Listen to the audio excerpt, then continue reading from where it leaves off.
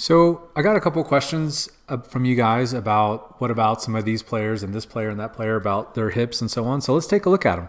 Let's look at what happens in the sacrum. And I now think that if you're working on your golf swing, this would probably be the most revealing look that you'll ever get of your swing. It really tells you everything that's truly happening in the swing. In fact, I've actually changed my cameras around in my studio to where I don't even have a face-on view right now. I literally just look from behind because it's so much more telling. I can learn so much more about how people are moving. So let's take a look at what the greats really did. So this is Gary Player on the left, obviously not known for being a long hitter, and Arnold Palmer on the right, who was obviously a very long hitter.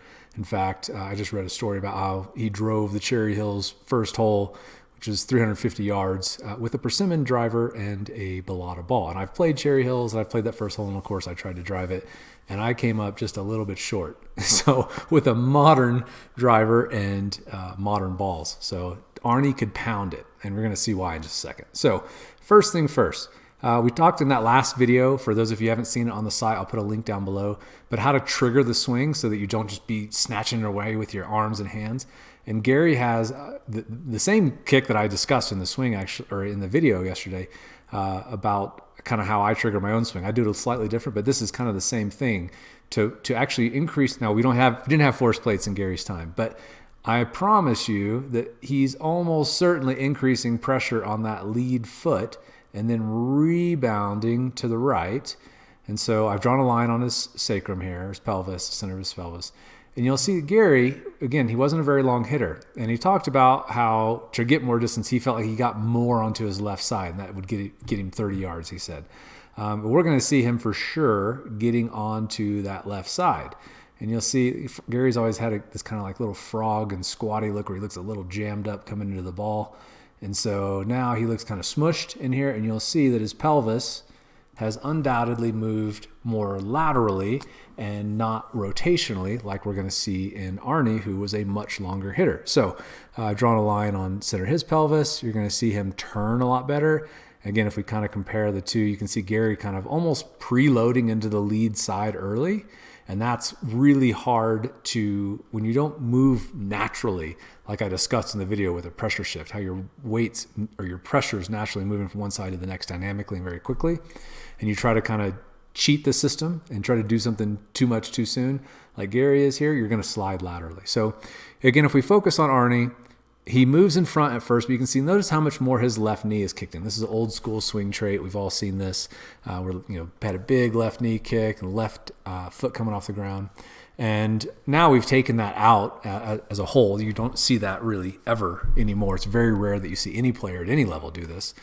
But what happens more often than not is that the lower body just doesn't work at all. And adding this old school kick in, like I discuss in the video on the site, is perfectly okay to wake up your lower body. And it's more important to rotate than to be still, right?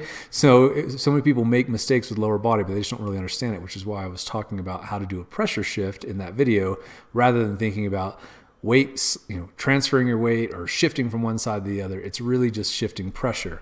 And so now as Arnie starts down, he's got something to trigger that downswing with, which is going to be his left leg, of course. He's going to plant that heel. And now he's out in front of that line where he started, just like they all are. But as he gets back into impact, he's back behind it. The center of his pelvis is right about here. So a big difference from what you saw in Gary Player. And now watch his feet. This is awesome. Now, how on earth would your feet do that if you weren't just purely rotating? He's rotating he's as rotary swing gets. He's taking it to the nth degree. And look, his pelvis, center of his pelvis, keeps moving further back behind that line. So there ain't no lateral in Arnie Palmer. Let's take a look at Jack. So now we got the golden bear, the true GOAT. I like to think of Tiger's swing as the greatest of all time, and Jack obviously statistically is the greatest player of all time. I don't think that's arguable. So when I'm talking about GOAT theory, I'm really talking about, I think Tiger's swing is the greatest. But as you see, Jack, he's going to move in front at first. He's going to have the same leg kick in that you saw in Arnie. A lot of the similar moves in terms of body rotation. Arnie just rotates his hips a bit more because he's going to rotate more in the downswing to generate speed. And we know Arnie was super long and Jack was super long. So Jack starts to almost get back to it, but he doesn't quite get all the way back to it in this swing. Now, I've read over the years that his swing got changed and he started moving more laterally and less rotationally, and he used to actually move back down. I don't know. I haven't seen any footage of that. But we also know that Jack, developed that lateral leg drive, or look of that lateral drive. You can see he's not really posted up fully on this left leg. And we also know that Jack had his hip replaced. So is this part of the problem? Who the heck knows? But, Jack was a super long hitter, and you can see when you compare him to Gary Player, who was way out here. And Gary Player, if we pull him back up here real quick, you'll note a few things in his swing. Like, one, he's going to stand up a little bit. So as he's coming in, this is why he looks kind of crowded coming into the ball. He looks just all jammed up there. This is where his belt line is now. This is where it was started. So he just kind of the old goat hump a little bit. He's kind of moving his right hip into that ball on the left leg. And maybe this is why, he's trying to really put a lot of weight on that left leg. As I read this article that talked about he felt that's how he got more power. But you actually need to move very quickly, and that left leg can't have a ton of weight on it. If it's going to move very, very quickly, it can have pressure, but just for a split second, and then it's got to move off of it, which is what you're going to see in most modern players today. Let's take a look at some different stuff. So now, Bryson. Now, I'm not going to lie, I don't think Bryson's swing is the prettiest of all time. But this dude knows how to make mincemeat of a golf ball, and I'm going to try and guesstimate where the center of his pelvis is. Obviously, this is a face-on view, so I can't tell for sure, but we can kind of make a reasonable guess. But a couple cool things you're going to notice in Bryson's swing. Notice how I talked about in the video how we start with pressure shifting to the left and then to the right to hit that wall on the right to begin to post up. You can very clearly see how much Bryson does that. Look how much he actually literally stands up, and his right foot actually, it looks like it comes completely off the ground for right there for just a split second. So all of his pressure's on his left, then it goes back to his right, just like I talk about in the video. And he makes a big turn, big turn. And then as he comes down, let's see how much of a rotator he is. Well, he's rotating pretty hard. It's hard to tell exactly where the center of his pelvis would be, because I obviously, without seeing a rear view, here's the front, the back might be back here, but I'm just guessing. I couldn't say that for sure.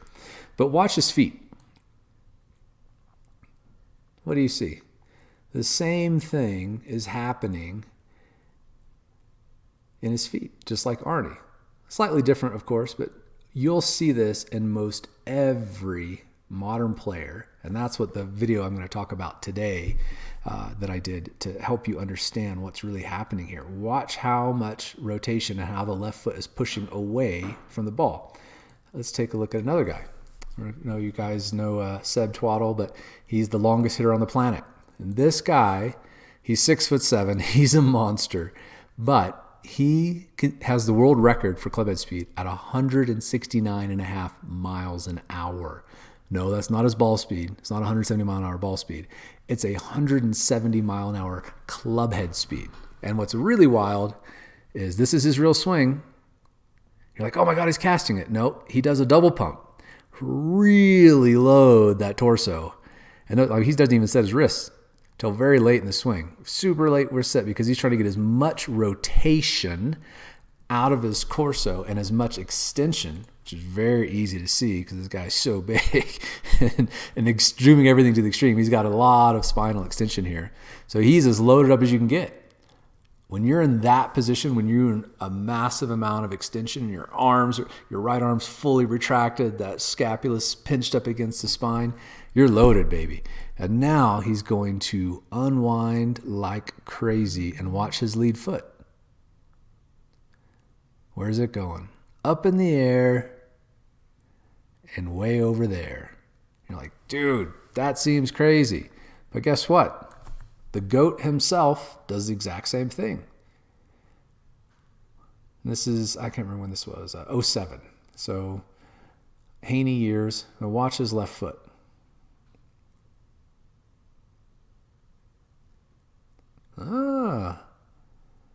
Look at that. Up onto the outside of the foot, jumping up into the air and moving away from the target line. That is how power is created. And you can look at any long drive guy today. Most any long drive guy is doing this exact same thing. Here we've got one, Kyle of Berkshire. Look at his left foot. What's happening there? That's what today's video is about, because to understand how to truly create speed and power rotationally, you have to understand there's not two weight shifts in the golf swing like a lot of people think. A lot of people feel or think about their golf swing, and I've even in the past described it the same way, as an oversimplification of what's really happening, because you can't really understand this stuff until you use force plates. And once you see that, you'll understand it. But most people think, okay, I shift my weight to the right in the backswing and I shift my weight to the left in the downswing, and that's the golf swing. And that's not it at all, actually. I actually think of it more as there's 4 pressure shifts in the golf swing. There's a pressure shift to trigger, like I talked about in the first video. There's a pressure shift going back to load the right. There's a pressure shift back to the left as early as possible in the backswing or transition. And then, as you can clearly see, when these guys' foot is in the air, there is a shift back to the right. So if you want to feel what the modern player is feeling in their swing, I did a video on this talking about these 4 pressure shifts and how to feel it and how to actually put it into practical application into your swing. Because if you struggle with getting the club to start during the swing, just getting the takeaway going, just feeling what I talked about in the first video, this movement, as an exaggeration, you can see dramatically in his swing, will start to wake up your body and get you feeling some momentum to swing the club instead of have to lift the club. And then from there, it's got to be dynamic. This stuff happens so fast, and that's why I had to kind of take some time in another video and be in front of the camera explaining this is what it is, this is when it happens, this is what you need to feel to do this rather than thinking mechanically. And what starts to happen is your entire swing starts to respond. You're creating the pressure shift from your whole body, of course, but you can focus on just the pressure shift as a simple feeling in your golf swing, and all of a sudden your transition happens automatically and at the right time. It's always too late for most amateur golfers, always too late. And people who overswing, they don't understand that you should already be shifting or pressure shifting back to the lead side. And the reason you overswing is not because you're loading up your thoracic spine like Kyle is. It's typically because you're just swinging your arms and you're not loading your body. Because once you're loading your body, if you watch Kyle's hip here, notice how his left hip starts to move toward the target. That's initiating the transition. It's initiating pressure shift. If we look at his force plate data, which we have here, we could look at that in another video, then you'll see that that's happening. And that's him getting into extension. Look at his upper body. Do you see how moving dynamically into thoracic extension creates the transition in the body? He doesn't have to think about, okay, make my hips go first. No, it's simply going into extension. So I'm going to talk about all that in this video. I said, explain the whole thing, so it's going to take a little bit of time. But get in front of the camera, I'm going to show you how to do it. So if you want to understand how to make this transition happen automatically, to shorten up your swing, how to get your swing to sequence properly, take a look at the video in the link down below.